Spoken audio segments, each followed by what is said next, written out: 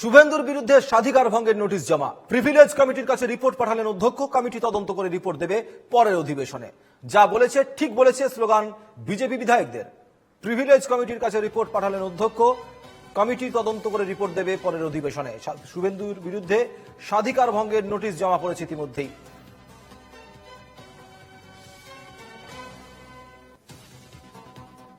যে কথাটা বলা হয়েছে যেটা মুখ্যমন্ত্রী সম্পর্কে অত্যন্ত অসম্মানজনক কথা, যেমনি পাকিস্তানের হয়ে কথা বলবেন, ব্যাটিং করেছে, অত্যন্ত অসম্মান। এখানে কোনো জায়গায় উনি বলে উল্টে বলেছিলেন যে এটা একটা সুযোগ ছিল কি ওকে দখল করে নেব।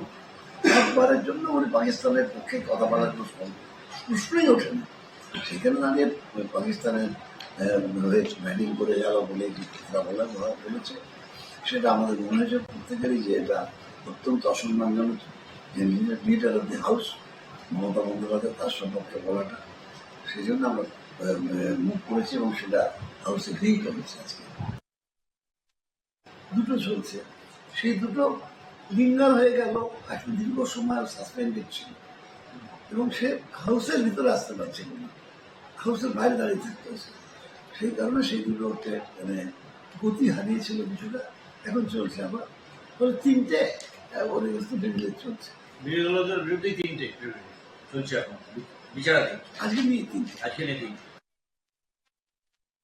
আমরা অবাক হয়ে দেখলাম যে বিরোধী দলনেতা তিনি এমন অভিযোগ করেননি হাউসের ভেতরে, বাইরে বেরিয়ে প্রেসের কাছে বললেন পাকিস্তানের হয়ে ব্যাট করছে, পাকিস্তানের পক্ষে কথা বলেছে, কোনো জায়গায় পাকিস্তানের পক্ষে কথা বলেছে। তারপরে আরো অনেক কিছু বলেছেন, সেটা প্রেসের নথিতে আছে। তাকে সমর্থন করছেন, জঙ্গিদের সমর্থন করছেন, নানা রকমের কথাবার্তা। তো এইগুলো কথা কোনো হাউসের ভেতর হয়ই তো, সেই অভিযোগ তিনিও তো নেননি হাউসের ভেতরে। সুতরাং এই যে অসত্য কথা বলা এবং এই মানুষকে বিভ্রান্ত করা, এগুলো কিন্তু চলতে পারে না। এর জন্য তার বিরুদ্ধে একটা প্রিভিলেজ আনা হয়েছে।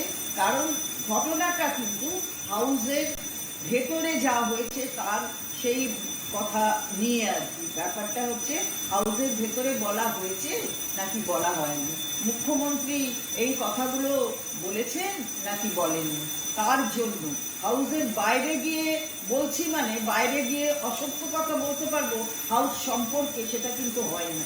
সেটা নিশ্চয়ই সবাই জানে, তার জন্যই প্রিভিলেজ জানে। এর আগেও এনেছে, নতুন কি? বিজেপির বিরোধী দলনেতার বিরুদ্ধে স্বাধিকার ভঙ্গের অধিকার টানবে স্পিকার। যে স্পিকার এবং মুখ্যমন্ত্রী ওবিসি নিয়ে রিপোর্ট পেশ করার পর পালিয়ে যায় বিধানসভা থেকে, কথায় উত্তর দিতে পারে না যে কেন মুসলিমদেরকে ওবিসি লিস্টে ঢোকাচ্ছেন হিন্দুদেরকে বাদ দিয়ে। কৈবর্ত, চাষি, কত আছে, সদগোপ, প্রচুর মানুষ এখনো বাকি আছে যাদেরকে, যারা ওবিসির যোগ্য, যাদেরকে মাহেশ্বরদেরকে যাদেরকে ঢোকানো হয়নি। 127 খানা মন্ডল কমিশন সুপারিশ করেছিল ওবিসিতে, তাদের মধ্যে এখনো 54 খানার মতো বাকি আছে যাদেরকে মন্ডল কমিশনের লিস্ট থেকে ঢোকানো হয়নি ওবিসিতে। তো মুখ্যমন্ত্রী তো উত্তর দিতে পারছেন না। মুখ্যমন্ত্রী ভোট ব্যাংকের পলিটিক্স করছেন।